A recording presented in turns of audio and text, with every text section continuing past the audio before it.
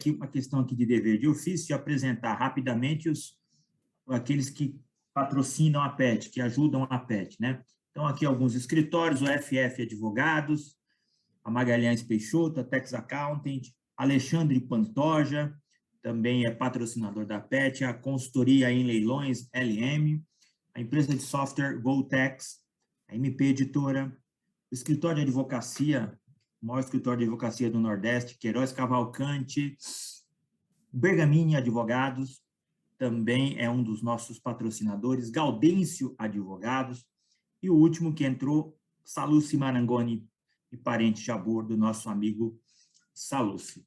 Pois bem, após passar aqui os agradecimentos aos nossos patrocinadores, eu quero apresentar um curso que vai começar amanhã, e que eu diria que o lançamento desse curso é agora, nessa nossa live, né? A gente tem aqui alguns,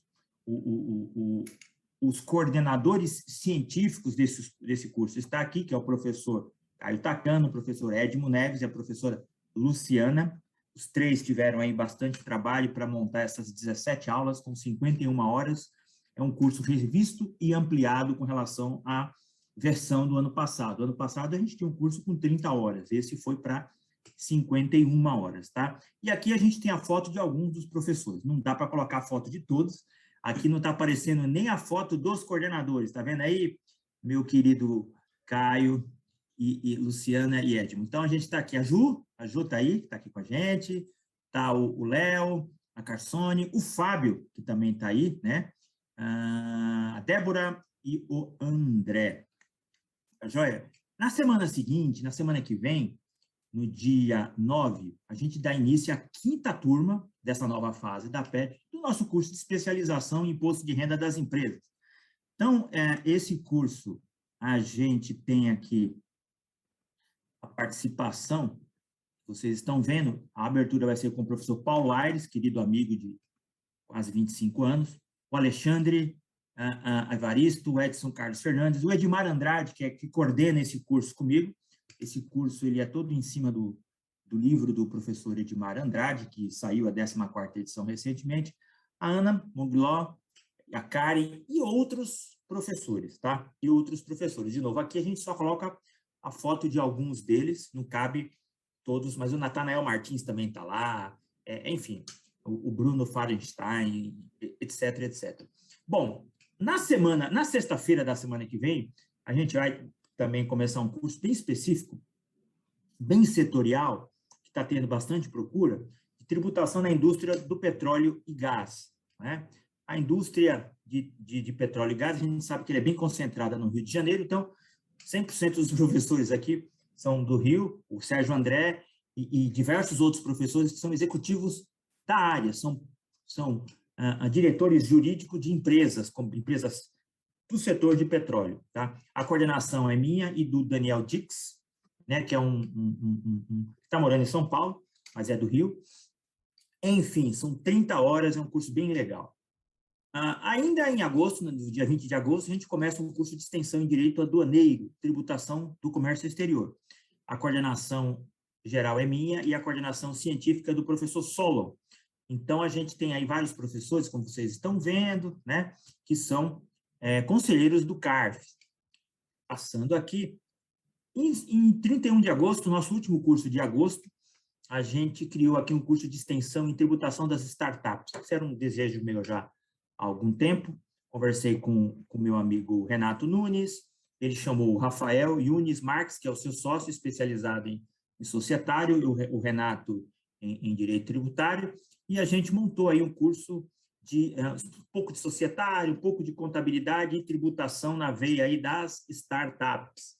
Os professores aí tá o Quiroga, o Igor Nascimento, a Gisele, a Utumi e companhia. Acabamos setembro, acabamos agosto. Em setembro, a gente tem esse curso de 30 horas, PIS e COFINS na teoria e na prática, uma abordagem completa dos regimes cumulativos e não cumulativos. A ideia é ver aquele livrão lá da PET, que tem quase 1.800 páginas, resumida nesse curso. Olha aí, o Tumi, perdão, a Tatiana, o Léo, a Thaís, o Calcini, a Vanessa, o Germa e vários outros professores vai estar nessa turma. Inclusive, eu e o Fernando, que é o meu sócio. São 10 encontros. O Rodrigo, a Forcenet, atendendo um pedido meu, montou a segunda turma desse curso bem legal, específico de setor da tributação das cooperativas. Vai estar lá o Paulo Aires, vai estar lá a Betina, o Renato Beccio, né? A Florence, a Tatiana, o Minatel também vai estar lá, dentre outros professores. É um curso com 30 horas, começa em setembro, e aí encerramos setembro, outubro, que é a última fase, curso de extensão em processo tributário, judicial e administrativo.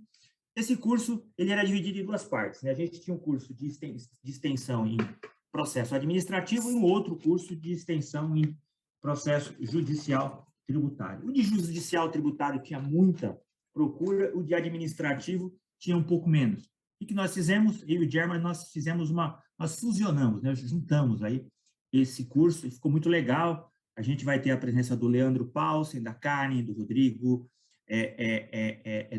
do Daniel, do German e diversos outros professores fantásticos. Em outubro, ainda, segunda turma, revista e ampliada também. A primeira turma tinha 30 horas, agora essa tem 42 horas, sobre o nosso curso de extensão em Direito Contábil. Eu e o Edson Carlos Fernandes coordenamos esse curso. Muito legal. Esse curso, cada aula tem 3 professores. Tem um professor e 2 debatedores. Então a lista é enorme. Tá? Dentre elas, o Edmar Andrade, a Elide, o Altumi, o professor Eliseu Martins, a Luciana, que está aí com a gente, o Fábio, se eu não me engano, também está numa das mesas de debate, que está agora com a gente na mesa, enfim. E para concluir, curso de extensão em tributação e contabilidade no agronegócio. Esse é o nosso curso campeão de audiência, um curso que, até com uma força aí do agronegócio, é um dos cursos que tem mais procura. A gente tem 2 craques que fazem a abertura, que é o Heleno Torres, e o professor Eliseu Martins, né? O Gimir e a Bruna coordenam tecnicamente o curso. Aí a gente tem a participação do Fábio Calcini, da Florence, do Pedro Lunardelli e de diversos outros professores, ok? Então, a gente acabou aqui a apresentação dos cursos, tem mais 2 para entrar ainda, que é um de CMS e o outro de Direito Penal Tributário, e a gente encerra o ano de 2021.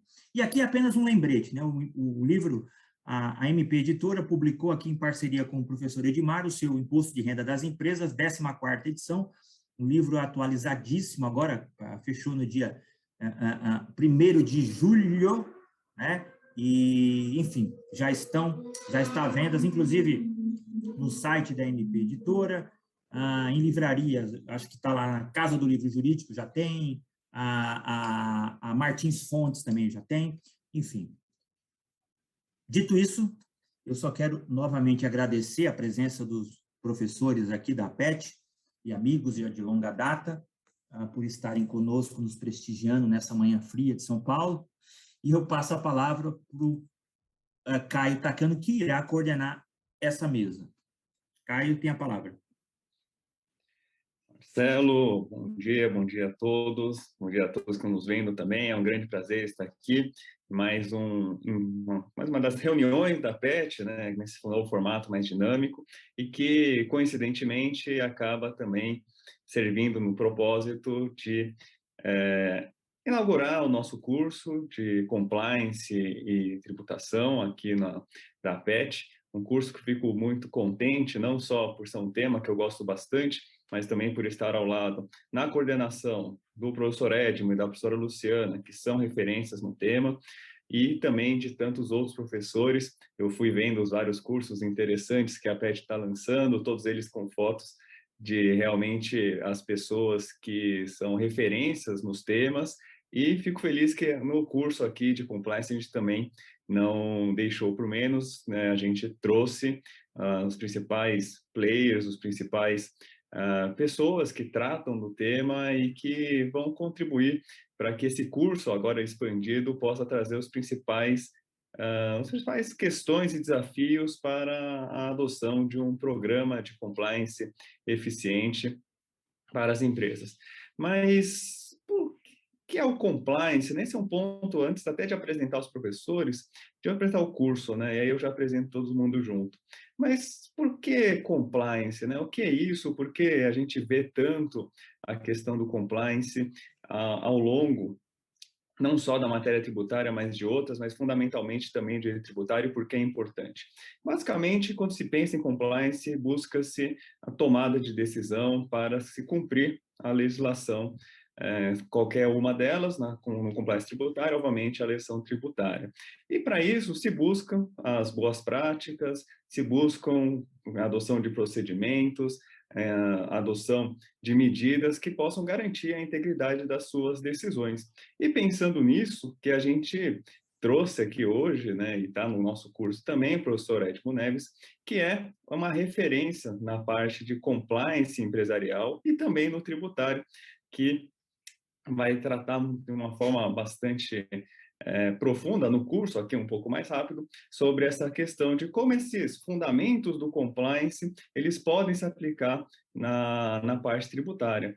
E não tem outro jeito, né? Você falando também de compliance, boas práticas e adoção de medidas, estamos falando de governança, né? Governança corporativa aplicada em matéria tributária, e nada melhor do que uma visão comparada, como são as práticas de governanças mundo afora, como a OCDE o que ela propõe e o que efetivamente dá para ser implementado no Brasil, não por menos que a gente está aqui hoje também com a professora Luciana Aguiar, também coordenadora, junto comigo e o professor Edmo, desse curso, que é a referência, tem o livro, né, o melhor livro sobre o tema de governança tributária, né, governança corporativa tributária.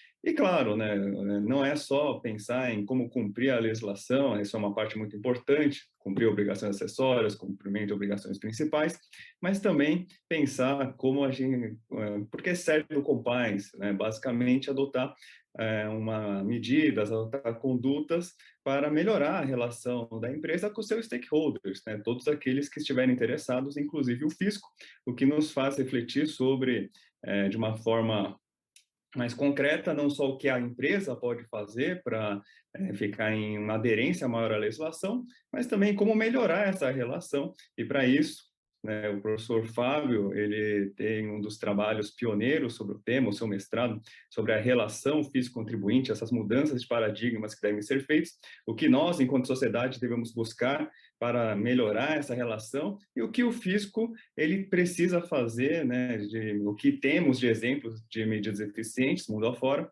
para melhorar essa relação. E a gente sabe que no Brasil a gente tem uma situação bastante curiosa hoje, né? A gente tem um avanço dos programas de conformidade, ao mesmo tempo que a gente tem um crescimento de litígio judicial, né? Então, a exclusão do ICMS da base do PIS e COFINS é basicamente uma novela sem fim, né? Parece Malhação, basicamente. Toda semana tem alguma coisa nova que mostra que o negócio não vai terminar tão cedo. E isso enfraquece. De um lado você tem, né, o fisco tentando se aproximar, e de outro você tem o mesmo órgão, só que, né, por outros, aliás, o mesmo ente, só que por outros órgãos, aumentando essa litigiosidade. Então, o professor Fábio, ele é a pessoa certa para dizer o que está acertando nos programas de conformidade atuais, onde está errando e como pode melhorar. E também, quando se fala em desafios que a empresa tem que adotar, nada melhor do que trazer alguém que vive, né, essa experiência no seu dia a dia, que é a professora Juliana, não só uma profissional fantástica, mas também daquelas professoras que ganham prêmios sempre que aparece, né? Então, é uma grande honra também ter a professora Juliana. E isso eu aproveitei para mostrar que todos que estão aqui hoje estão aqui justamente porque são referências nas suas áreas, e eu estou muito contente de estar aqui entre vocês.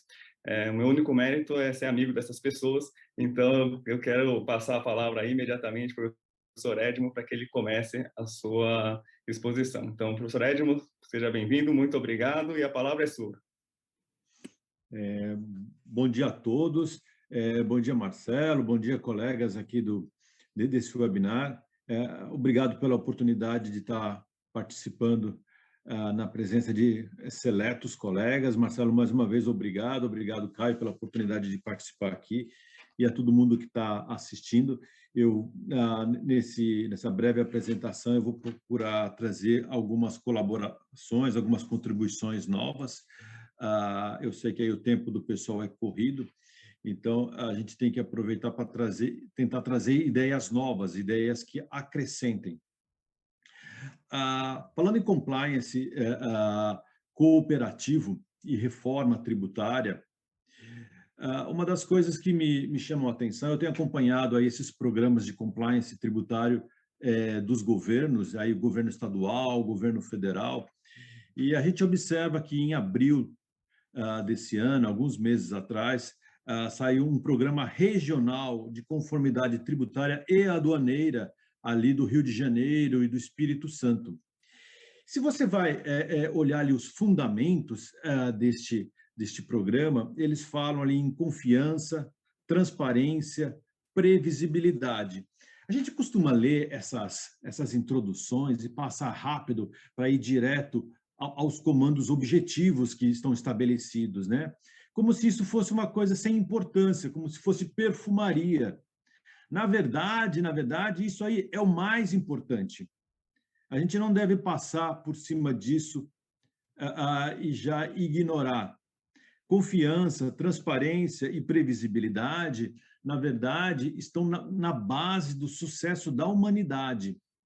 Se você tiver a oportunidade aí de ler aquela obra do historiador Yuval Harari, uma breve história da humanidade, que ele é um autor famoso aí, né, por várias obras, Homo Deus, 21 sentenças para o século XXI, enfim, é um historiador muito bem-sucedido, muito famoso, que trata de vários temas, psicologia, economia, sociologia, história, enfim. E um dos aspectos que me chama a atenção ali, falando aí de confiança, de cooperação, que é o tema aqui, né? Ele diz que o segredo da humanidade está na cooperação flexível e em grande escala. Outras sociedades, outros grupos, como certos animais, têm cooperação em grande escala, porém sem flexibilidade. Outros grupos de animais têm cooperação flexível, mas não em grande escala. Somente a humanidade tem uma cooperação flexível e em grande escala. Por isso, o sucesso da humanidade, segundo Yuval Harari. Então, cooperação, confiança está na base do sucesso da humanidade. Acho que é desnecessário dizer aqui que o fenômeno da tributação é a razão de ser de grandes sociedades para dar sustentação aos bens públicos, aos serviços públicos. E, naturalmente, quando a gente paga muito tributo, falando em português bastante objetivo, paga muito tributo e não vê a contraprestação do Estado, a gente perde a confiança. A gente deixa de acreditar. Se a tributação ela se torna excessiva, naturalmente se busca alternativas para reduzir essa carga tributária. Inclusive, eu defendo pessoalmente que é dever dos administradores fazer planejamento tributário, porque é dever dos administradores otimizar o resultado das empresas. Está lá na lei das SAs, os deveres dos administradores. Então, fazer planejamento tributário é dever do administrador, é uma prática que está de acordo com o compliance. Porque você vai pensar em compliance, você não vai pensar somente nas leis tributárias, você vai pensar nas leis em geral.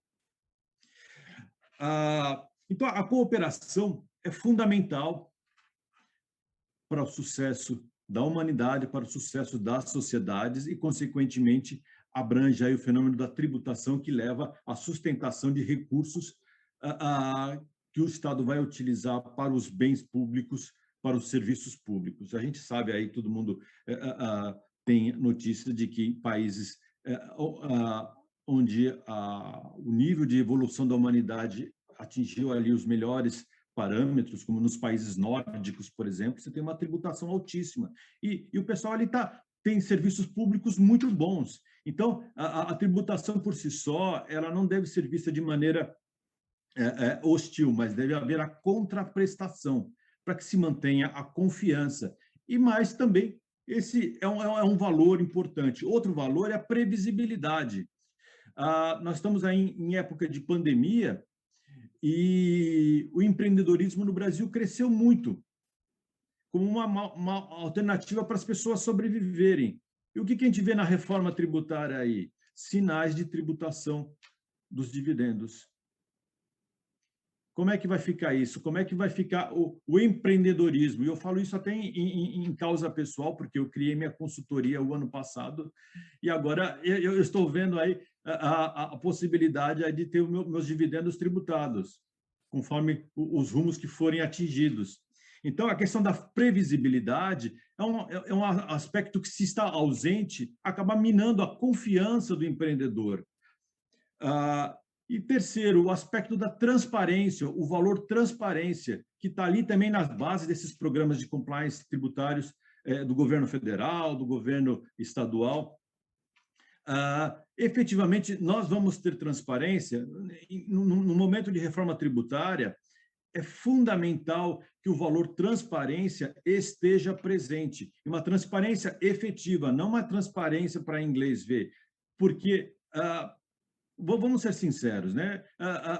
Hoje em dia as pessoas sabem das informações, as informações estão aí em grande abundância, e se o pessoal cria programas de compliance tributários governamentais e não oferecem algo efetivo, algo que se possa confiar, uma transparência efetiva, na verdade esses programas não vão ter sucesso. Eu sinto muito, essa é a minha visão, uma visão crítica. Então, quando acaba se minando a confiança. Quando você mina a confiança, o que acontece? Qual é a alternativa que tem sido quase como se fosse um looping? Ora, aumenta-se as normas, a quantidade de normas, aumenta-se a burocracia. E aí, eu não me lembro exatamente qual foi o grande pensador, mas alguém disse que quanto mais leis você tem, mais crimes você tem. Mais possibilidades de violação das normas. Então, na verdade, a reforma tributária e o compliance cooperativo, a meu ver, teria que ter um esforço maior em estimular o desenvolvimento de valores. Esses mesmos valores de confiança, transparência, previsibilidade que estão ali na base desses programas, que são, parece às vezes jogado como palavras ao vento, isso deveria ser o foco principal, muito mais do que as normas. Quando a gente fala de compliance, a gente não estamos falando de normas, nós estamos falando de eficácia social, não eficácia jurídica, eficácia social das normas. E aí você tem vários mecanismos, como comunicação, como treinamento, como canal de denúncias, são tudo instrumentos práticos para dar eficácia. Então, compliance é eficácia, efetividade do cumprimento das normas. Se você tiver um ambiente de confiança, você vai poder ter menos burocracia, você vai ter menos violações, e quem sabe um dia a gente chegue ali no nível dos países nórdicos, onde as pessoas pagam um pouco mais de tributação que nós pagamos aqui, mas tem muito mais serviços públicos de alta qualidade, saúde, educação, segurança, muito melhor do que nós temos aqui.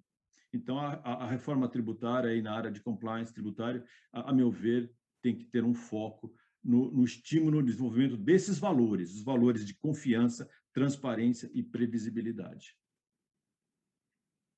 Então, aqui essa minha mensagem inicial aqui. Eu não sei se eu estourei o tempo ou se eu fui muito breve, mas essa é a ideia geral que eu gostaria de passar aí sobre valores que estão na base do compliance, valores que devem estar na base da tributação e valores que devem estar na base da relação entre o fisco e os contribuintes. E uma reforma tributária é sempre uma oportunidade para dar efetividade a isso. A gente tem acompanhado reformas tributárias aí há décadas, que, na verdade, acabam nunca acontecendo, e eu acho que esse é um momento propício, um momento auspicioso, digamos assim, para a gente ter uma reforma tributária que leve em consideração valores éticos, valores morais. Perfeito, professor Edmo, muito obrigado aí pela sua exposição, bem faz a gente refletir bastante. E tem realmente, né, esses valores da principalmente transparência e segurança, já os economistas, quando falavam em sistemas tributários ideais, o Adam Smith, por exemplo, já trazia esses valores, porque só assim você consegue estimular o que a gente chama do compliance voluntário, né, que é a melhor forma de relação fisco-contribuinte, o contribuinte entende a legislação, consegue cumprir, e o fisco precisa de menos gente para cobrar, então é realmente uma relação que todo mundo sai ganhando. Bom, dito isso, deixa eu passar imediatamente, né, a palavra agora para a professora Luciana, então, que também é coordenadora do curso. Então, professora Luciana, obrigado aí pela sua presença e a palavra é sua. Eu que agradeço ao convite e é uma alegria estar aqui com todos vocês que eu admiro tanto, o professor Edmo, Caio, Fábio, a Ju. A gente já é parceiro de longa data nesse tema, e é um tema que ganhou, ou tem ganhado, na verdade, mais adesão e luz, e a gente percebe que não só do lado dos contribuintes, mas também do lado das autoridades que estão desenhando a legislação, né?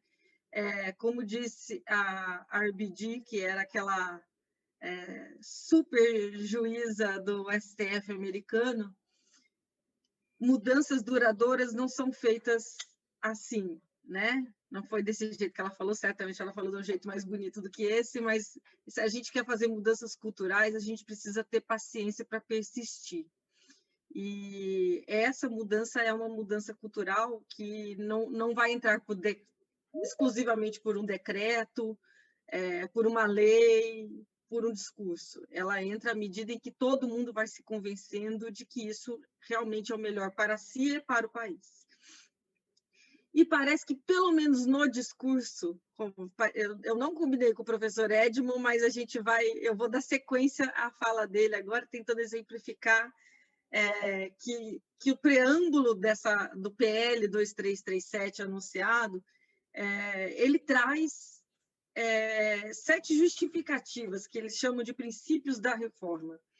Para quem não se lembra, eu vou mostrar aqui rapidamente. Vocês estão enxergando a minha tela já?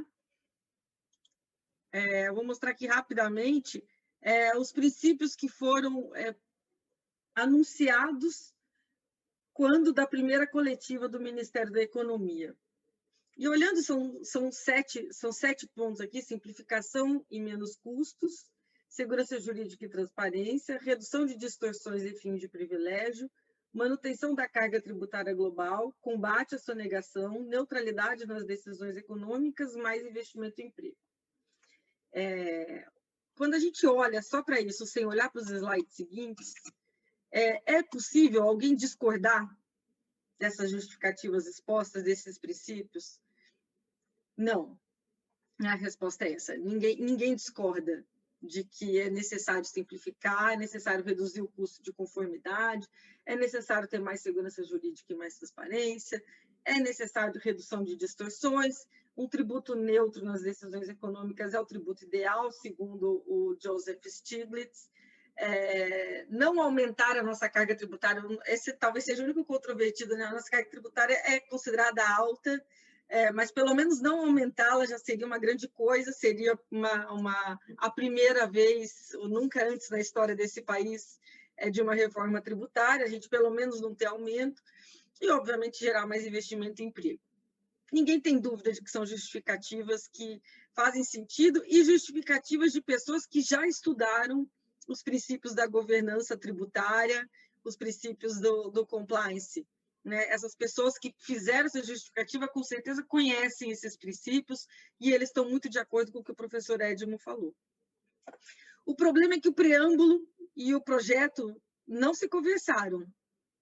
Então, o professor Edmo, quando ele fala assim, o preâmbulo é muito importante, antes da gente descer para os aspectos, para os dispositivos que estão lá com os normativos efetivos, a gente deveria olhar para ele e entender se ele, de fato, está sendo cumprido. Então, aqui a questão não adianta a gente saber quais são os princípios que devem nortear, a gente tem que saber também como fazer, como aplicá-los, como efetivamente esses princípios, na prática, ele não serve só para a relação fisco-contribuinte, ele também serve quando a gente olha para dentro da empresa, não adianta ter uma política de compliance, de conformidade, de governança tributária. Ela também precisa ser aplicada na prática. Como fazer isso? Como garantir que isso vai ser feito por todo mundo?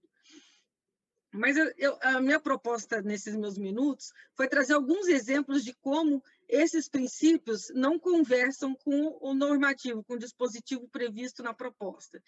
Então, quando a gente olha lá para faixas de isenções ajustadas, a proposta fala aqui de que essa questão vai beneficiar os contribuintes, todos os contribuintes, na verdade, né? É o que eles dizem. E, na verdade, um diálogo real com a sociedade deveria dizer que a defasagem é muito maior do que o reajuste que está sendo proposto. Então, não é nenhum benefício corrigir a tabela. A conversa precisa ser feita nesse nível de franqueza, porque senão ela está longe dos princípios da governança tributária. Explicar que todos os contribuintes serão beneficiados, não, eles não serão beneficiados porque sequer vão receber um reajuste dentro do limite que estava previsto. Outro ponto, ainda falando da questão de pessoa física, é o desconto simplificado. A justificativa para alterar as regras de desconto simplificado foi de que ele veio porque naquela época o preenchimento de declaração era feito em papel e que agora a gente tem sistemas eletrônicos e que não há necessidade mais, então, desse desconto simplificado, porque o sistema é eletrônico. E que a ausência desse desconto aumentaria o estímulo ao contribuinte a pedir nota fiscal. Ora, são duas falácias, assim, uma coisa meio sem pé nem cabeça, né? A gente já tem há anos programas como Nota Fiscal Paulista, Contribuinte Legal, em todos os estados e municípios do Brasil tem um programa diferente para você ganhar um cashback se pedir a nota fiscal. Isso já está lá, já está dado, né? Ninguém deixa ou vai pedir uma nota fiscal em função de não ter mais um desconto simplificado, muito menos vai fazer o simplificado porque não precisa digitar ou precisa escrever qualquer coisa. O desconto simplificado ele serve simplesmente porque as nossas regras de dedução de despesas, elas são extremamente limitadas, né? Então, tem certas situações que as pessoas não vão ter nada a deduzir. E, normalmente, isso acontece quando a pessoa está no começo de vida, que ainda não tem um filho, que ainda está pagando um financiamento. Então, o desconto simplificado serve para induzir essas pessoas a não terem, a entrarem no sistema e pagarem adequadamente, fazendo um desconto por um valor que é 20% da renda. Parece óbvio que você gastou 20% da sua renda. É difícil alguém saber se vai ilimitado a um determinado teto ainda. Então, também o desconto simplificado, as justificativas estão completamente erradas. Outro ponto aqui, para não me estender muito no meu tempo, que chamou muito a atenção sobre o viés da governança, da conformidade, é a questão do lucro trimestral passar a ser uma apuração obrigatória. A justificativa disso é que, a dada, né, oficialmente lá, é que, com isso, as empresas parariam de ter um contencioso em função dos pagamentos por estimativa mensal. Que há muita reclamação, porque não se consegue fazer compensações ao longo do ano e tudo isso. A relação de causa e efeito é completamente nonsense, né? Não faz sentido. Reduzir o contencioso do problema das antecipações deveria ser feito a partir da busca da causa raiz desse contencioso, que não é o sistema C de apuração mensal, trimestral ou anual. A apuração, hoje em dia, trimestral ou anual, é uma opção dada pelo legislador. E ninguém faz a opção pelo trimestral. Logo, tirar a opção e deixar apenas a regra pela qual ninguém faz a opção não pode ser uma medida feita no sentido de beneficiar a vida do contribuinte. É claro que não é, né? Então, a gente não pode...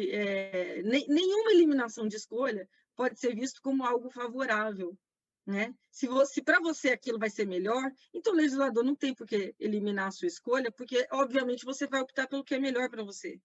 Ninguém é louco, ninguém rasga dinheiro, né? O que a gente vai ter aqui é o aumento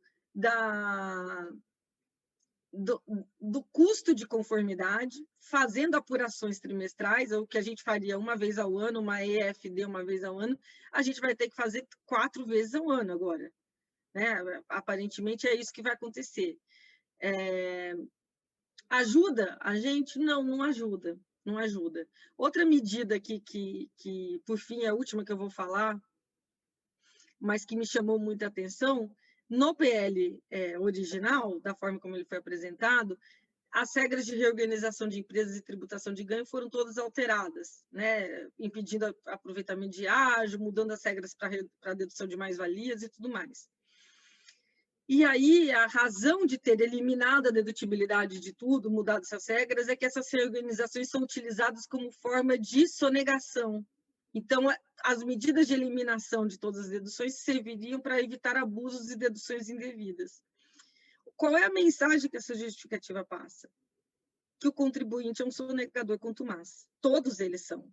Porque se não existe nenhuma condição para você deduzir uma despesa e a regra simplesmente é revogada para todos, significa que todos abusavam. Não existe aprimoramento a ser feito nessa regra. Essa mensagem, eu só estou aqui dividindo a tela com vocês para falar de alguns pontos específicos que mostram como o dispositivo normativo desmente o princípio anunciado. E quando isso acontece, o que acontece com quem está fazendo a interpretação? A predisposição para melhorar para você aderir à mudança, ela é cancelada. Porque a premissa tem que ser que a gente é inteligente, a gente é capaz de perceber. Né? Não foi só eu que percebi isso, todos perceberam isso. Então, a nossa predisposição para aderir à mudança, fazer cor à mudança, ela simplesmente deixa de existir imediatamente, porque a gente é tratado de maneira subestimada. O fisco não tem ali um aliado para as mudanças que ele pretende implementar.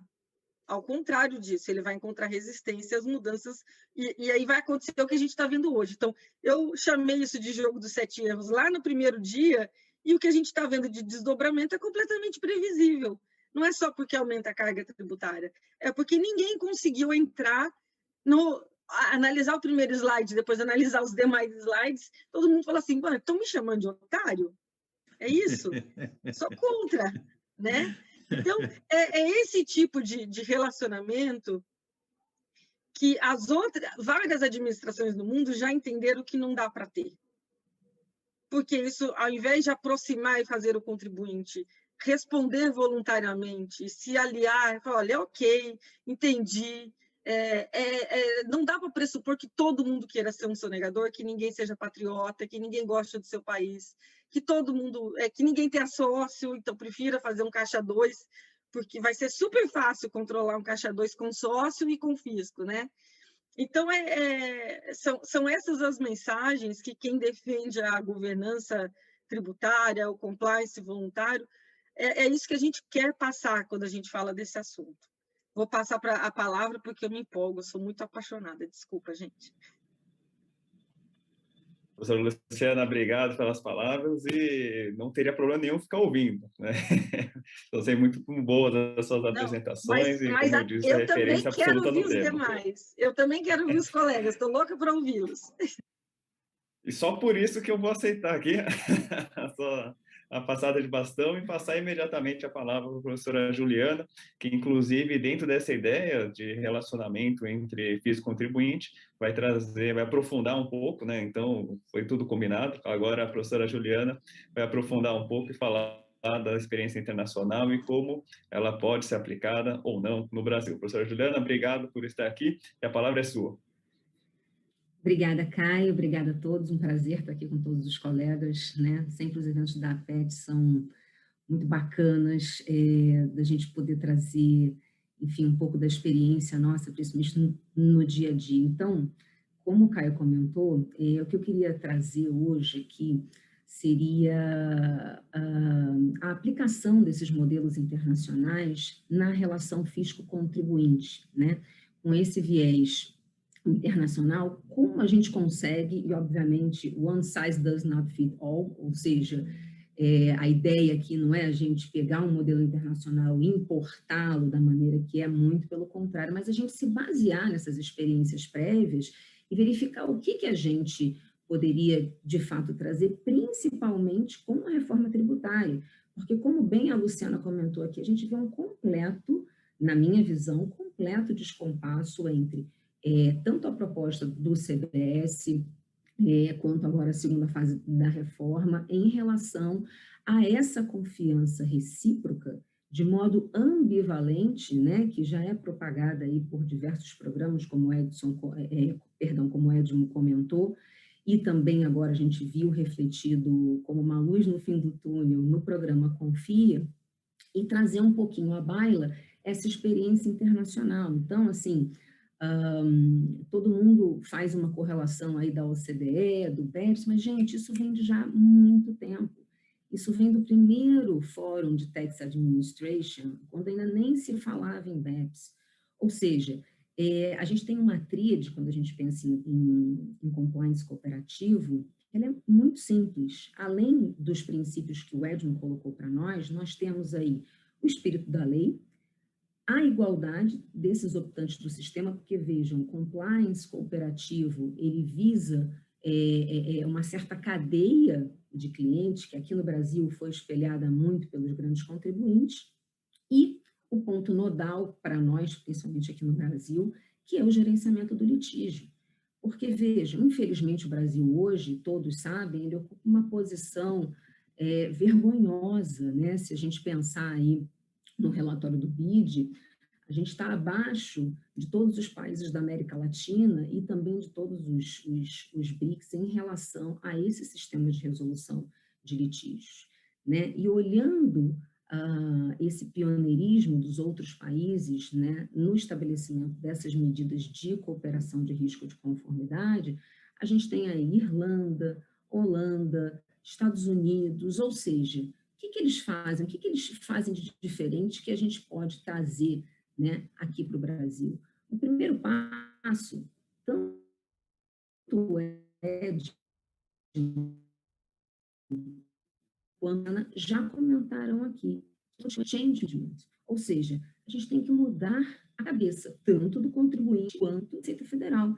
E como o Caio comentou, a gente está no litígio, que vai virar o litígio do milênio, o ICMS na base do PIS e COFINS, e ainda temos aí Receita Federal, enfim, falando União em si, ainda buscando, de alguma maneira, aumentar a carga tributária, dizendo que não, olha, o STF, muito embora o STF tenha dito, né, que é o valor do ICMS da nota, não, eu entendo que aqui que é um encontro de contas entre o crédito e o débito de entes, né? Então, isso precisa se espelhar em todos os órgãos da União, isso não pode ser apenas uma faceta de quem está no projeto Confia. A gente sabe que existem pessoas na Receita Federal que, sim, têm a genuína vontade de trazer isso e colocar isso para frente, baseado nesses modelos. Eu queria especificamente falar do modelo do Canadá, que já é um modelo bem antigo, que é o chamado Approach to Large Business Compliance, e também eles focam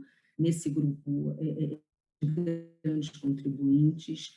Na Áustria, eles trabalham mais com monitoramento horizontal, e em Singapura, porque a gente, né, costuma falar muito de União Europeia, a gente vai falar de Singapura também, né? Singapura, que simplesmente falou, olha, eu quero entender quem são os contribuintes aqui com essa autêntica disposição em produzir melhorias, me tragam essas melhorias e vamos implementar. Implementar significa modificar a legislação. E acho que esse é o grande ponto nodal que a gente tem aqui, porque todos os programas cooperativos, para eles serem bem-sucedidos, de fato, eles precisam ter premissas estabelecidas. Aqui a gente tem uma série de princípios, olha que bonito, né? O slide aqui.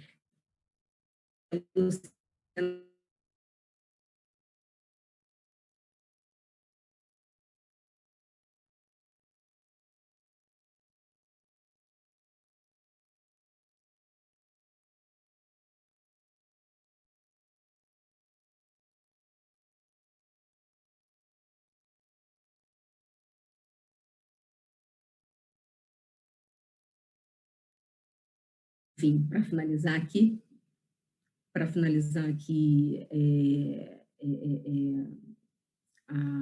a minha fala, não sei se eu já passei aqui dos 15 minutos,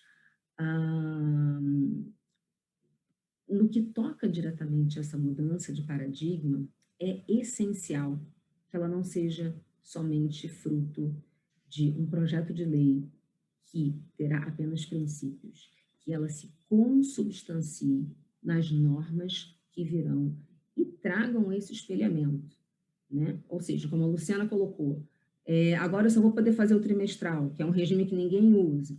Agora eu não vou mais poder me aproveitar de quando eu compro uma companhia e efetivamente tenho um benefício fiscal por isso, e que eu tenho isso em todas as legislações do mundo. Eu não vou mais poder ter juros sobre capital próprio, ok. Talvez o Brasil ele seja o único que tenha esse modelo, né, do interest of net equity.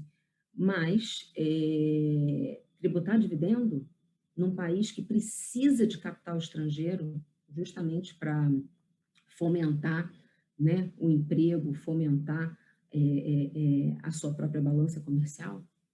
Então, o que eu deixo aqui de recado eu ainda aguardo, nessa luz do fim do túnel, um espelhamento e um consubstanciamento do compliance cooperativo nas normas vindouras, tá? Que ainda eu não tenho observado isso no curto prazo. Professora Juliana, obrigado pela sua exposição, né? Então, como profissional de compliance, o prazo está certinho aqui, muito bem cumprido e excelentes ponderações, mostrando que realmente o grande problema, talvez, da reforma é que careceu realmente dessa discussão, né, com os contribuintes, embora a Receita Federal, né, ela tem trabalhado medidas para aumentar esse diálogo. Nessa parte, o Ministério da Economia, aqui na hora de fazer a proposta, trouxe, né, de uma vez só e não está muito condizente com o que se esperava, e o que gera naturalmente algum tipo de insatisfação. Mas muito legal, né, as críticas que você fez, e agora eu já passo a palavra para o Fábio, para que ele, que também é um grande estudioso na parte de relação fisco-contribuinte, possa fazer suas considerações também sobre como esse tipo de medida, né, que vem de cima para baixo, sem qualquer tipo de conversa, afeta essa relação, essa construção de um caminho, de uma melhor relação entre fisco e contribuinte. Então, professor Fábio, a palavra é sua. Obrigado, Caio. Obrigado, Marcelo, Luciana, Juliana e Edmo. Obrigado à PET pelo convite. Fico muito honrado de estar dividindo essa mesa com profissionais de alta capacidade, que eu tenho uma admiração enorme. Eu achei bastante interessante todos os aspectos abordados. Eu acho que essa questão que a Luciana falou do slide, acredito que foi o professor José Maria Arruda, o professor mais rock and roll do direito tributário, aí, que outro dia estava comentando sobre outras propostas, acho que, na verdade, a proposta do IBS, sobre essa questão dos slides, né? Tem sido bem polêmica essa questão dos slides, já tem dado um certo desgaste isso, mas sempre se coloca que aquela proposta é feita para simplificar, não vai aumentar a carga tributária, tudo vai ser maravilhoso a partir dali. E isso é uma retórica que impede efetivamente o diálogo transparente e aberto entre contribuinte, fisco e outros membros da sociedade, porque parece que quando você se coloca contrariamente à proposta, a resposta é, bom, então você é contra a simplificação. Não, eu não sou contra a simplificação. Não, mas a nossa proposta simplifica o sistema, diminui o contencioso. Você é contra isso? Obviamente que não. Então, acho que é importante o que a Luciana falou, que a gente precisa ter um diálogo mais aberto, mais propositivo, e também entender que, na medida em que eu não vou ter aumento da carga tributária e eu vou ter, por exemplo, uma correção da tabela do imposto de renda, e como o cobertor é curto, em algum lugar isso vai afetar, e a gente precisa ser claro nesse sentido. Por exemplo, se o setor de serviço é afetado, porque se tem dados que o setor de serviço tem uma carga tributária menor que a indústria, vamos tratar isso de forma transparente, né? Em que ponto que é importante aí uma equalização disso, mas ficar claro que algum setor aí vai ter algum prejuízo, mas que no macro, né, vai ser bom para todo mundo. Então, acho que isso é bastante importante. Gostei bastante desse comentário. Eu acho que tem uma falta de percepção ainda por parte do fisco a respeito de qual que é o papel do fisco e qual que é o papel do contribuinte. O contribuinte, principalmente quando a gente está pensando na pessoa jurídica, o professor Edmo comentou isso, o administrador ele tem a obrigação de ser mais eficiente possível. E eficiência empresarial não tem como a gente fugir da linha do lucro. Então, é o papel do administrador. Dentro da lei, dentro de princípios minimamente morais do ponto de vista fiscal, ele tentar aumentar a sua eficiência. Esse é o papel do contribuinte, não tem absolutamente nada de errado nisso, desde que ele esteja seguindo a lei. Aqui a gente não está falando, obviamente, de simulação, de fraude, de nada disso. A gente está falando de planejar suas atividades. E eu planejo as minhas atividades, inclusive, tentando reduzir a carga tributária. Esse é o papel do contribuinte. O papel do fisco não é aumentar a arrecadação tributária, né? Quando eu estou olhando para, por exemplo, a figura do auditor fiscal. O papel do fisco é garantir que a lei seja cumprida. Então, o que a gente vê é uma iniciativa, às vezes, muito assodada por parte do fisco, tentando aumentar a carga tributária, esquecendo um ponto que eu acho que é fundamental. Eu não sei se é o artigo 142 do CTN, vocês me corrijam, que fala que a competência exclusiva do lançamento é do fisco. E a gente vê que, na prática, isso não existe.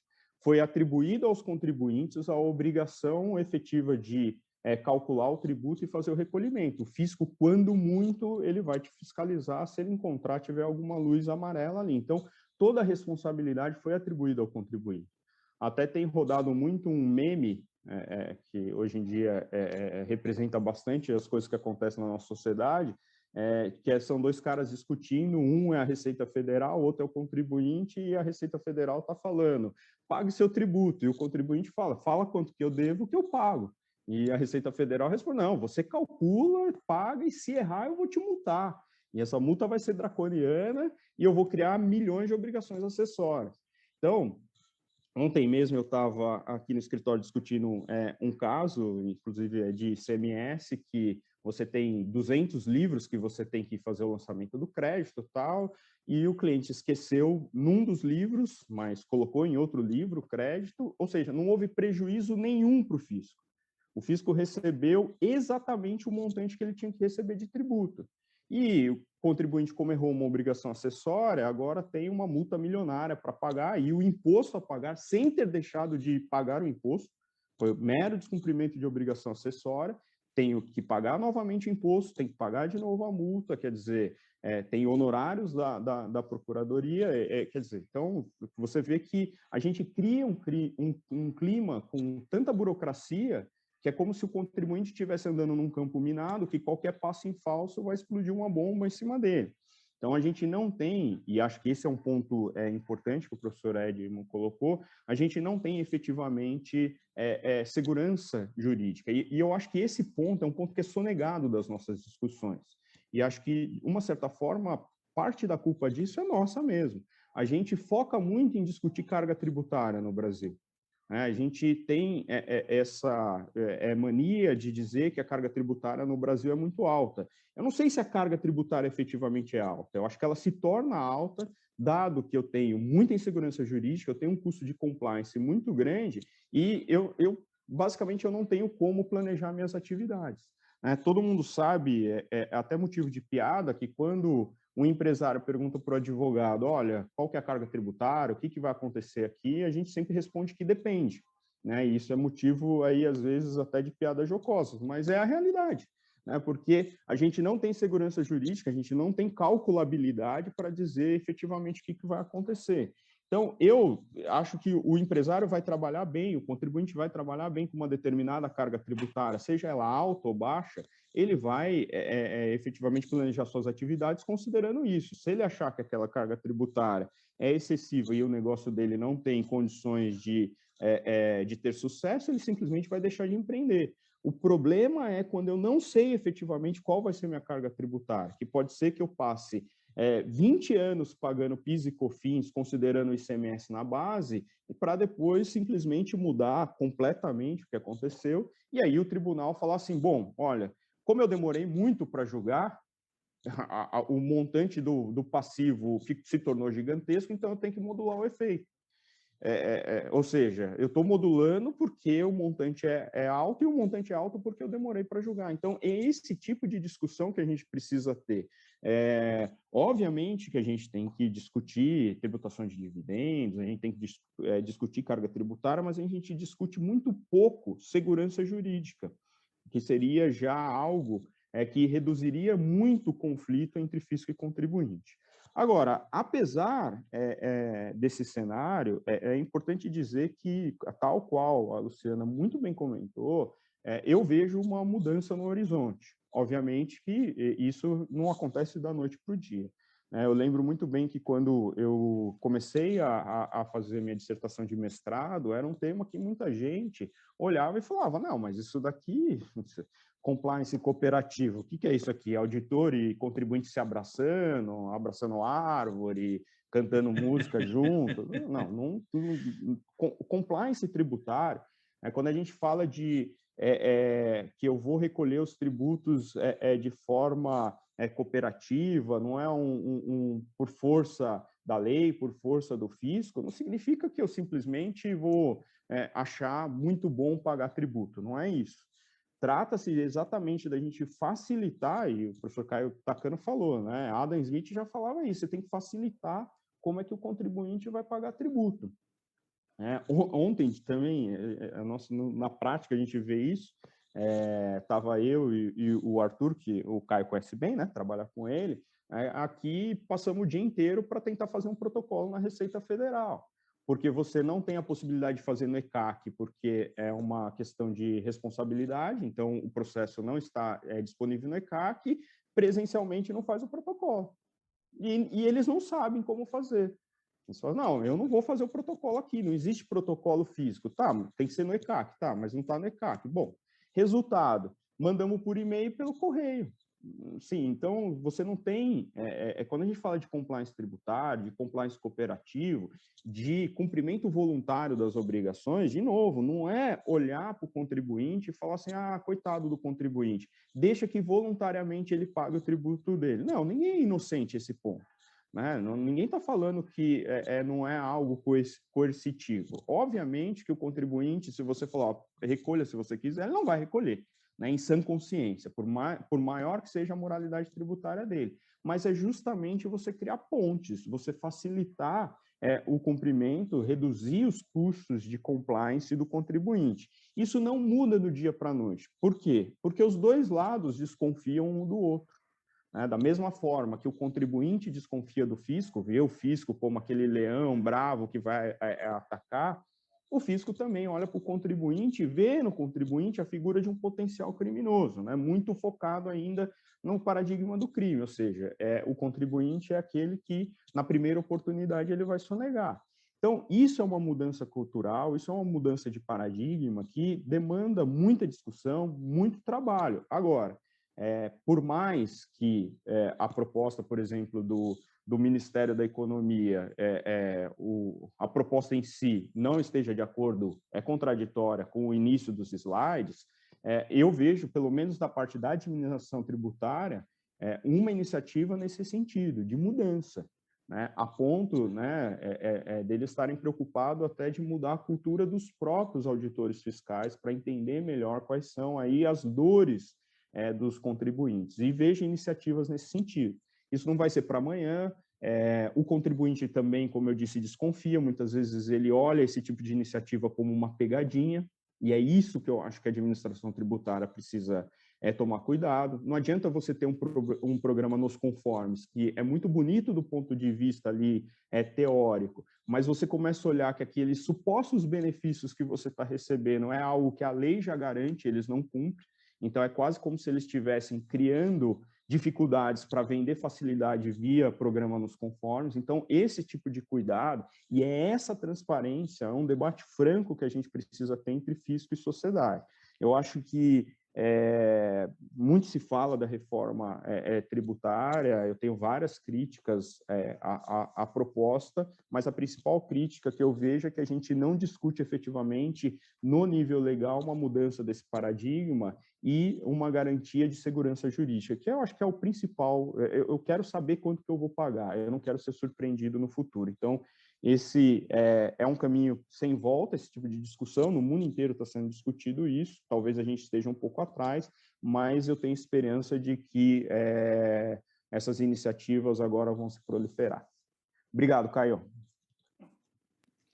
Eu que agradeço, Fábio, pelas suas considerações. E realmente, né, são algumas críticas que eu também sempre tive, essa questão dos benefícios que são dados. A gente anuncia, não só nos slides, mas nas notícias e em todas as mídias, que não, agora estamos realmente caminhando para uma postura proativa, vamos mudar os paradigmas. Então, você vai ver os nos conformes, tem essa questão que o professor Fábio falou, tirando um benefício específico, que é um aviso, aviso prévio, isso aí vai lembrar trabalhista, mas é uma notificação prévia, que não é a notificação também, mas enfim, é alguma coisa nesse sentido, que permite que o contribuinte, antes de começar um contencioso, possa realmente retificar. Isso é algo legal, isso é algo diferente. Todo o resto são procedimentos simplificados para coisas que a lei já permite, e que se você parar para pensar, você fala, por que eu não tenho hoje, né? E volta na questão inicial que o professor Fábio falou, que é, por minha culpa, minha morosidade, minha ineficiência, a situação hoje é essa. Mas se você cumprir a legislação, eu vou te dar aquilo que eu deveria fazer num primeiro plano. E isso realmente não é muito incentivador. Transação também, né? Então vem e fala, não, agora a gente vai poder fazer a transação, vamos melhorar, diminuir o contencioso, etc. Aí você vai ver a transação paulista é um parcelamento plus. Basicamente, o que ele pode fazer de negociação é parcelar e, no máximo, fazer uma reduçãozinha dos juros, ou acho que só dos juros, sem da multa também. Mas, enfim, tem que cumprir uma série de requisitos para isso, né? E realmente acaba ficando muito aquém do que poderia ser, né? A gente que estuda compliance e relação fisco-contribuinte vê exemplos mundo afora, como a senhora Juliana falou, tem que ver caso a caso, o Brasil tem sua realidade, é complexo, a gente sabe, mas o que eu sinto realmente é que a gente anda em passos tímidos e que, por mais que seja louvável esse aumento da discussão entre fisco e contribuinte, em alguns assuntos ainda carece essa mesma consistência em outros, e a reforma tributária aqui do imposto de renda é um exemplo disso, que já vem um discurso pronto, bom para a sociedade nos slides, que não reflete necessariamente as preocupações e os desafios que as empresas passam e que está na parte normativa. Mas, dito isso, deixa eu passar agora, começar a segunda rodada aqui com os debates, e aqui eu vou deixar bastante livre para que vocês possam comentar algum ponto que vocês ouviram nas outras apresentações que acharem interessante, e se puderem, claro, né, falar um pouquinho, a gente falou um pouco sobre a questão de como é o compliance hoje, como é a relação fisco-contribuinte, e aí talvez um ponto bacana para se pensar, junto com a reforma, o que cabe agora ao contribuinte fazer? Como ele se prepara para essa reforma que naturalmente está mudando, né? Então a gente teve a primeira versão, já está rolando uma segunda, então o contribuinte não sabe o que vai fazer, se tem que fazer agora, se não tem que fazer. A gente já teve umas 2 ou 3 reuniões da PET para falar da reforma também, e até agora ninguém sabe se vai distribuir os lucros acumulados ou não para evitar a distribuição de dividendos, e eu levo em consideração essa versão, espero a próxima, enfim, eu sei que ninguém aqui é expert em futurologia, mas o desafio eu estou lá como auxiliando a empresa, né? Tem alguma coisa que eu possa fazer? Eu acho que esse é o ponto, né? Tem alguma coisa, alguma conduta que seja mais interessante em termos de compliance, em termos de adoção de medidas consistentes para conseguir cumprir a legislação? Tem algo que eu posso fazer nesse ponto para me preparar para essas mudanças ou não, né? Se alguém também quiser comentar esse ponto, acho que vai ser bem interessante.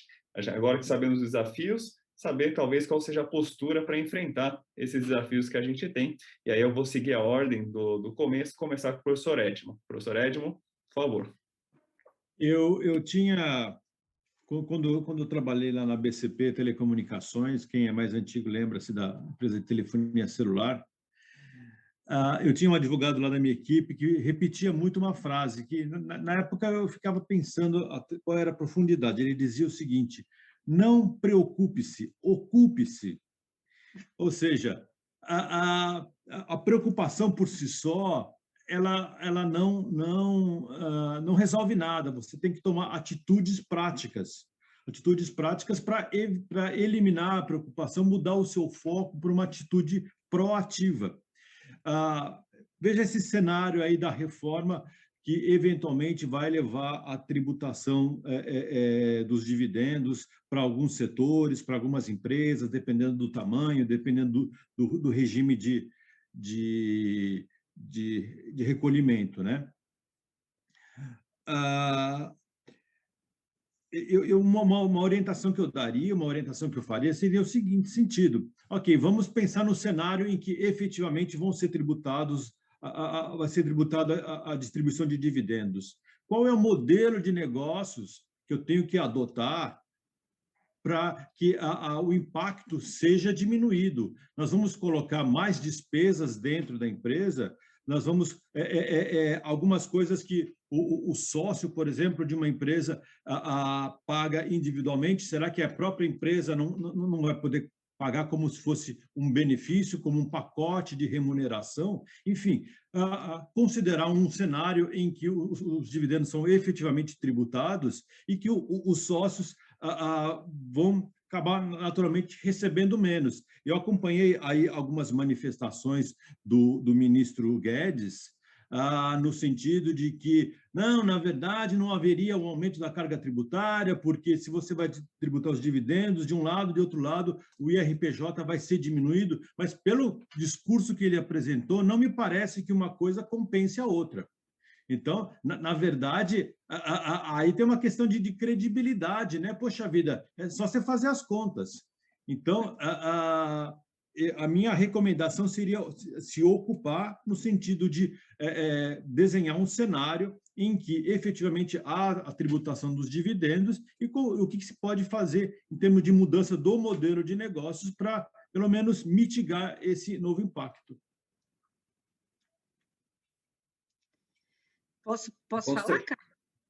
Não, com certeza, né? Eu ia comentar só que volta a questão, né, da previsibilidade, da segurança jurídica, mostrando realmente que o nosso sistema carece um pouco mais de medidas para conseguir trazer isso, né, um sistema seguro em que se possa ter uma tomada de decisões. O que os gringos mais, né, não têm dificuldades aqui é exatamente essa legislação, não só complexa, mas mudanças jurisprudenciais, administrativas e judiciais também, o que faz com que ele não entenda por que ele estava pagando certo até ontem e hoje não é mais, né? Então, realmente é uma situação que o professor Edmo trouxe que precisa ser muito debatida. E desculpa, professor Luciano, era só para fazer esse comentário, com certeza, a palavra é sua. Desculpa eu, a pressa aqui, porque a gente tem pouco tempo. Eu queria trazer 3 pontos que vão ser discutidos no nosso curso. E acho muito oportuno a gente estar fazendo essa relação entre governança e reforma, porque um desses pontos é um ponto que a gente talvez, aqui no Brasil, tenha uma percepção negativa, mas que é uma atitude de conformidade, de governança. Então, olhando para dentro da empresa, o que uma empresa precisa fazer diante de um pacote como esse? Esse pacote ele entrou como um projeto já na Câmara, né? O PL 2337, acho que do ponto de vista da relação governança tributária institucional entre os entes, o debate deveria ter acontecido antes e não depois. Então, tem essa crítica, mas uma vez que entra um projeto de lei e ele tem todo o processo de tramitação, um dos primeiros passos da governança tributária corporativa, ou seja, aquela dentro da empresa, é você entender e calcular os impactos, né? A legislação vai mudar, isso já está anunciado público e tramitando oficialmente em algum lugar, a empresa vai despender horas para entender e calcular os impactos. E não são só impactos tributários, né? São todos os impactos, porque os impactos são muitos. Essa mudança de JCP, de dividendos, ela muda a política de payout das companhias, isso vai mudar as políticas que estão aprovadas em conselho de administração, que vão ter que ser divulgadas para os acionistas de novo, pode ser que mude o estatuto social, então tem uma série de outras mudanças que não são só as mudanças que a gente conhece no mundo tributário. A governança corporativa tributária e a governança corporativa em geral precisa atuar de maneira conjunta nesses assuntos. Segundo passo é entender como minimizar esses impactos. Então, o Prêmio Nobel de Economia foi lá e disse que o homem toma decisões racionais. O homem é um ser racional, então ele vai tomar decisões racionais. Quais são as decisões racionais? Aquelas que façam com que o cenário, apesar das mudanças, continue o mais positivo possível, né? Dentro dos prós e contras. As empresas precisam fazer isso, né? Então, elas começam a pensar, como a gente está vendo agora, como ela vai rever a política dela de tal maneira que o acionista continue tendo um retorno mais positivo possível, minimizar os impactos para o acionista ou para a própria empresa. Por fim, este é o ponto que eu queria dizer que aqui no Brasil, às vezes é negligenciado, mas é muito importante, que é participar ativamente desse debate, né? Por meio de associações, da forma como for possível. Se a gente quer um país democrático, um processo democrático, a gente não pode ser passageiro, né? O termo que a gente ouve muito, o operador do direito, a gente não precisa só operar o direito, a gente pode também ajudar a construir o direito. E eu acho que se tem um preconceito, acho que você está fazendo lobby, que tem alguma coisa errada, mas, na verdade, isso precisa ser feito da maneira correta, de maneira institucional, organizada, um debate às claras, para que a gente participe desse processo e consiga, com isso, melhorá-lo. Se a gente não participa disso oficialmente, a gente não consegue melhorar, e a única alternativa que a gente tem depois é seguir, porque é lei, né? Então, acho que são esses os 3 pontos que depois, durante o curso, nós vamos falar mais sobre como implementar isso na prática. Acho que a Juliana pode dizer o que está vivendo lá na empresa dela, mas é um pouco da experiência que eu tenho e que eu acho que, antes de algo se tornar legislação, a gente tem a obrigação de fazer isso para a gente ter governança corporativa, né? Gil, a palavra é sua. Obrigada, Lu. Na realidade, o que eu gostaria de comentar, e aí trazendo um pouco desse viés mais empresarial, é que as empresas elas não estão preocupadas com a tributação em si dos dividendos. Por quê? Porque se nós olharmos sobre o espectro amostral mundial, a grande maioria sim tributa. O que nós queremos, de fato, é verificar como isso vai acontecer. Então, por exemplo, a principal pergunta que eu recebo dos gringos e quando isso vai se procedimentar? É esse ano? É ano que vem? E a gente já sabe que não é esse ano.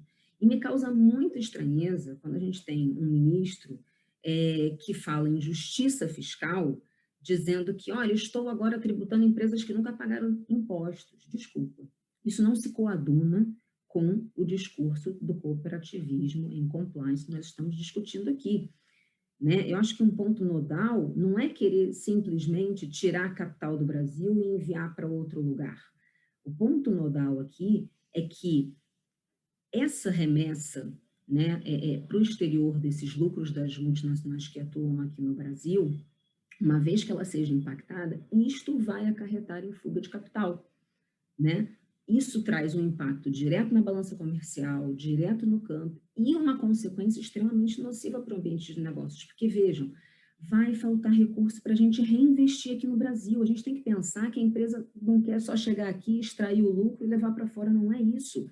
A gente tem que falar em reinvestimento, em crescimento das empresas. Ou seja, toda essa reforma tributária, ao meu ver, né, no seu bojo, ela, para mim, inibe, sim, aportes, fusões, aquisições, expansão orgânica que as empresas têm aqui no Brasil e que atrapalha diretamente na geração de empregos. Então, veja, as empresas elas não se preocupam em tributação de dividendo, né? Vai tributar? Ok. Quais são as regras? A regra é clara, né? E isso, por enquanto, nós não temos. Nem em limite temporal e percentual tem se discutido muito, e como o Edmo falou, a conta não fecha. Né? Se você colocar a conta de redução de imposto de renda versus tributação de dividendo e supressão de juros sobre capital próprio, de fato a conta não fecha. Não, com certeza. E esse ponto, antes de passar a palavra para o Fábio, né? Primeiro eu só queria fazer 2 comentários, um em relação à professora Luciana, eu sou testemunho realmente, a sua testemunha da sua participação efetiva nas discussões para mudanças de legislação, na criação desses programas. Não sei como ela consegue tempo, porque, além de tudo, é professora em várias instituições, sócia administradora no seu escritório e mãe muito presente aí, então não sei como ela consegue tempo, mas ela realmente faz o que ela está propondo e eu acho que é um exemplo para todos nós.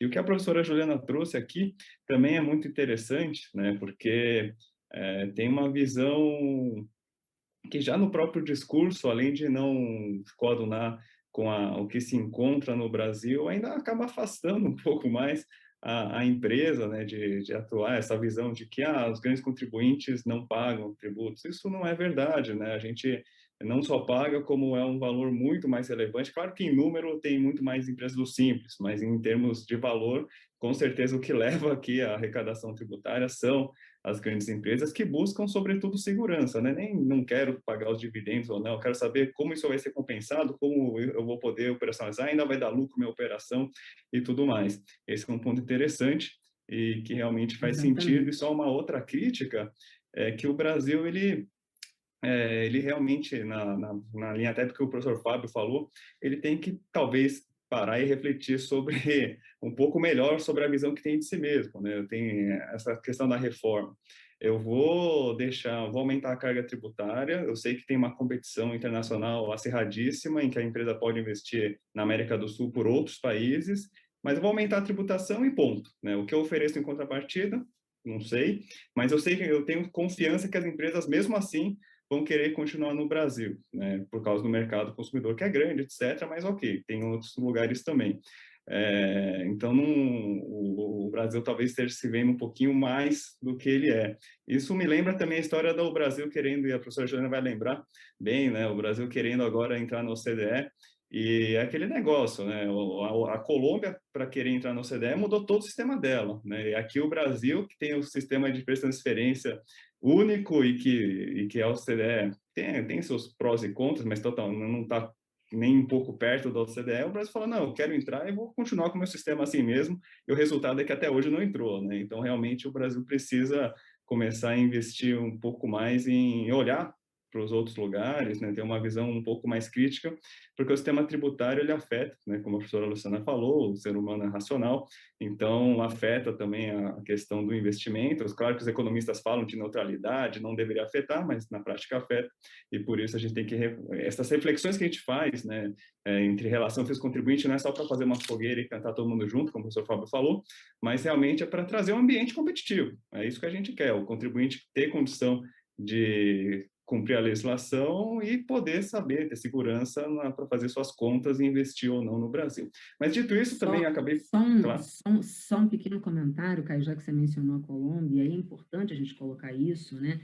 Existem outras formas de tributação de pessoas jurídicas que não são vislumbradas pela Receita Federal aqui. Então, por exemplo, a DIAN, que é a Receita Federal lá na Colômbia, ela mandou grande parte dos seus servidores públicos estudarem fora, entenderem os mecanismos, principalmente de residência fiscal, para tributar estabelecimento permanente, coisa que a gente nem comenta aqui no Brasil. Então, existem, né, outros vieses lícitos, também propagados pela OCDE através do BEPS, e que simplesmente o Brasil ainda continua com aquela velha premissa de se tributar grandes contribuintes e tributação de consumo. Então, de fato, eu acho que ainda falta, né, um pouco para a gente ingressar na OCDE, não só abrir mão efetivamente do regime de transfer pricing, que a gente chama aqui de jabuticaba. Eu gosto muito do transfer pricing do Brasil, mas,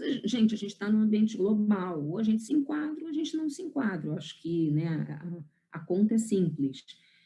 Sei que é de difícil execução, mas o que nós ganharíamos, né, principalmente em termos de estabilidade econômica, sendo um membro da OCDE, o que isso poderia trazer de investimento para o país é absurdo, né? E a gente está deixando isso passar. Não, com certeza. E aí, professor Fábio, só para não tomar a sua palavra, que o tempo está curto, então, por favor, passo a palavra para você fazer suas considerações, né? A gente já criticou aqui a relação fisco-contribuinte e agora cabe a você fazer aí a ponderação aí final. A gente tinha combinado que você falaria bom dia e eu falaria até logo. Então, eu estou aqui só esperando para o meu momento. E quero também reforçar que, viu, Marcelo, o curso já é um sucesso, certamente. Eu acho que o curso é muito interessante e não é um curso que a gente vê similares no mercado. Então, acho que eu quero parabenizar a iniciativa, né, da Luciana, do Caio, do Edmund. Agora, se quiser bater recorde mundial de vendas, realmente é só a gente marcar uma aula para a Luciana, falar qual que é o segredo para ela estar em tantos lugares ao mesmo tempo, porque isso realmente é algo que a gente precisa estudar. E o principal papel é o papel de mãe, né, que ela comentou aqui, que é impressionante. Eu só queria, só para finalizar, eu acho que acho que falta muito no Brasil ainda um debate tributário a respeito dessas questões que foram colocadas. Eu acho que ainda falta bastante conhecimento tributário no geral. Por exemplo, esse é um ponto, né? Falar que as empresas... o Brasil não tributa dividendo. Isso é um absurdo, porque isso está beneficiando os empresários. E eu vejo, muito na linha do que o professor Schwery fala muito, que para mim a empresa é só uma antecipação da tributação da pessoa física, que é quem tem efetivamente capacidade contributiva. É um regime como é o regime, mal comparando, de substituição tributária do ICMS. Eu estou simplesmente tributando a empresa ao invés de ficar tributando milhões de acionistas. Então, se eu vou tributar no nível da pessoa jurídica, ou vou tributar dividendos no nível da pessoa física, é indiferente. Eu acho que a gente precisa ver efetivamente qual que é o melhor caminho para os propósitos do Brasil. O que eu quero efetivamente incentivar, se é reinvestimento, os problemas que a gente tem aqui no Brasil a respeito de compliance, né? Então, eu fico imaginando aí a quantidade de empresas que a gente tem no Simples e no lucro presumido, como é que eu vou fazer para passar a auditar todas essas empresas? Então, distribuição disfarçada de lucros, enfim, eu acho que a gente tem muitos problemas que a gente precisava antever a partir do momento que a gente tem uma proposta dessa na mesa, e esse debate acaba não acontecendo. Então, o que a gente percebe é uma reação, principalmente da academia. A proposta não é debatida, é colocada na mesa, vai votar semana que vem, e aí a academia acaba correndo atrás com as críticas, porque não tem um debate amplo. Então, falta esse debate, falta essa transparência. Então, mais uma vez, agradecendo, passo a palavra para o Caio. Obrigado, pessoal. Só um último ponto aqui, antes de passar para as palavras finais, para todo mundo poder também dar o até logo, a exemplo do professor Fábio, mas, inclusive um segundo até logo também, se ele quiser, mas essa questão da reforma e da falta de debate é importante, né? Esse discurso de, a tributação de dividendos acontece mundo afora, legal, vamos pensar como implementar aqui no Brasil, e aí fala da isenção que tem lá para o Simples Nacional. Estão já pensando em tirar, ou estão pensando em reduzir, e aí é aquele negócio, né? Se você tem você vai adotando medidas que funcionam pontualmente, pensando em regimes maiores, aí o cara do Simples, que na faixa inicial, sei lá, paga 4% do seu faturamento, se ele é comércio, 6% indústria, ele vai ter não só a tributação segregada de ICMS, antecipação e operações estaduais, já vem 10% quando ele compra qualquer coisa que não vira crédito. Ele tem substituição tributária, ele vai ter tributação de dividendos que vai ser 20%, né? Então, veja, o cara paga 4% hoje, só que com essas incidências à parte, que ficam fora da base do Simples, já não vale mais a pena o cara estar no Simples, ou aumenta de forma tão substancial que a própria ideia do Simples, que não é só deixar mais barato para o pequeno poder ter mais condições de competitividade, mas fundamentalmente trazer uma formalização dessas pequenas empresas para que elas comecem a arrecadar e cresçam, né? Não queiram fazer o que acontece hoje, de ficar segregando em várias pequenas empresas, mas a ideia é dar condições para que elas crescerem e possam um dia ser uma empresa grande, que vai investir lá fora, etc. Mas, de toda forma, é a falta de debate, né? Esse que é o ponto, né? Tem que pensar na realidade complexa que tem no Brasil. Quer trazer uma mudança? Traga, mas vamos debater, porque tem uma série de questões, até pela complexidade do Brasil, que precisa ser tratada em cada uma das mudanças dessa proposta que foi trazida aqui. Mas, dito isso, vou conceder aqui um minutinho para que cada um possa fazer suas considerações finais e fundamentalmente, também o seu até logo. Então, o professor Edmo, depois Luciana, Juliana e o professor Fábio, para ele dar o até logo final mesmo. Pessoal, me permitam aí usar um clichê muito conhecido, mas o fato é, existem duas coisas que a gente nunca escapa. Uma delas é a morte, outra é a tributação. Então, vamos estudar compliance tributário, o curso está começando em breve, vamos nos inscrever, vamos discutir, vamos debater, e sejam bem-vindos ao curso de compliance tributário da APET. Muito obrigado pela atenção. Eu faço cor aqui com as palavras do Edmo, para dizer que todo mundo aqui está sabendo das minhas mazelas, porque eu vou participar do curso com vocês, levando a minha filha que vai morar fora do Brasil. Então, o curso vai ser internacional, eu vou estar numa das aulas no México e na outra aula nos Estados Unidos. Espero que dê tudo certo, com conexão e tudo mais, já me certifiquei de que está contratada, vamos ver se vai funcionar. Vai ser uma alegria fazer esse curso, ele foi pensado com muito carinho para todo mundo, porque é necessário, porque é um tema bacana, porque quando a gente fala de compliance, de governança, a gente fala de questões jurídicas muito profundas e que vão ser debatidas durante essas aulas. Então, Fábio, só fazendo aqui um comentário, quando você fez seu mestrado, você passou vários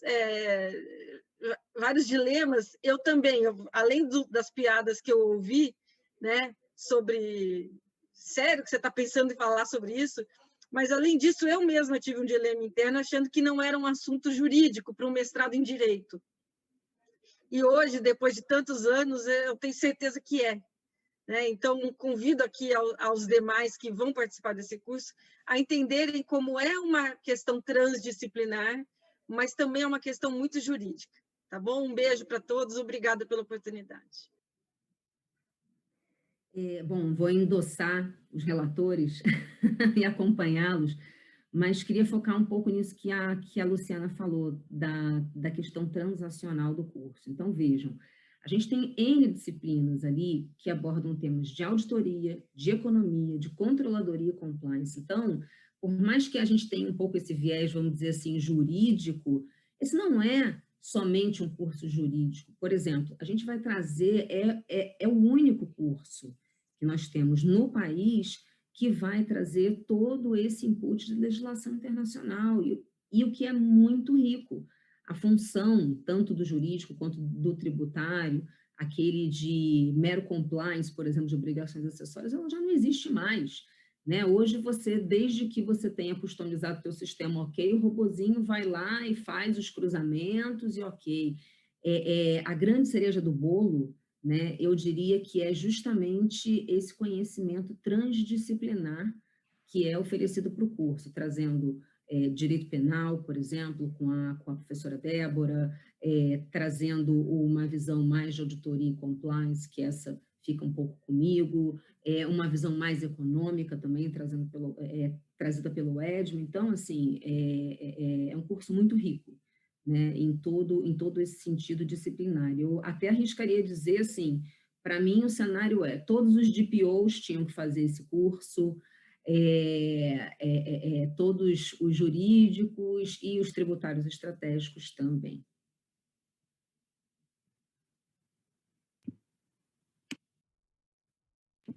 Professor Fábio, por favor, agora a sua palavra. Até logo. Foi muito bom. Então, só terminando, então, a complementar as palavras singelas, porém muito efetivas, professor Fábio. Só retomando o ponto aqui, então, o curso está com inscrições abertas, começa amanhã, serão todos bem-vindos. A Mariana já fez sua inscrição, então, muito bem-vinda, espero que você goste muito do curso.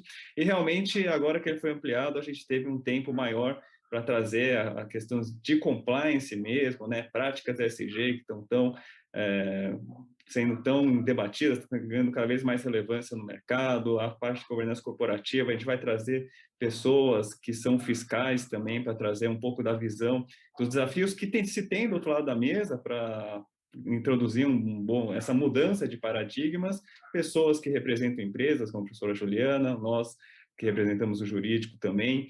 Então, vai ser um curso bem bacana e vai ser uma discussão que vai ajudar fundamentalmente a tomar essas decisões que, como a gente viu, só com enfoque na reforma hoje, é tudo menos simples, né? Então, muito obrigado. Professor Marcelo, a palavra é sua para você encerrar formalmente aqui a nossa reunião. Legal, Caio, obrigado. Foi um ótimo encontro. Aprendi bastante, sempre aprendo muito vendo toda essa galera aqui, o Edmo, o Caio, a Luciana, a Juliana, o professor Fábio, enfim. Infelizmente, o YouTube caiu, deu um problema, mas então ficou só o pessoal que estava pelo Zoom acompanhando, ainda tem uma galera aqui acompanhando a gente, mas o Thiago já falou que ele gravou toda essa exposição aqui do Zoom, e daqui a pouco ele vai excluir a incompleta que está lá no YouTube e colocar essa lá no YouTube. Porque é engraçado, Caio e demais professores, a maioria absoluta das reuniões da PET são vistas na modalidade gravada, assim, não é tipo 2, 3 vezes, é tipo assim, 20, 30 vezes maior, certo? Porque o pessoal escolhe o horário que quer, à noite, de manhã, enfim, eles têm mais flexibilidade, né? Então, mais tarde, lá no finalzinho da tarde, a versão completa dessa gravação vai estar lá no YouTube, liberada lá para vocês. E o nosso curso começa amanhã, né? Começa amanhã, então estão todos convidados, né? Muitíssimo obrigado a todos vocês, um forte abraço e a gente se encontra. Semana que vem temos mais uma reunião, vai ser sobre ICMS e essencialidade, vai ser um tema legal também. Um abraço e até lá. Tchau, tchau. Tchau, pessoal.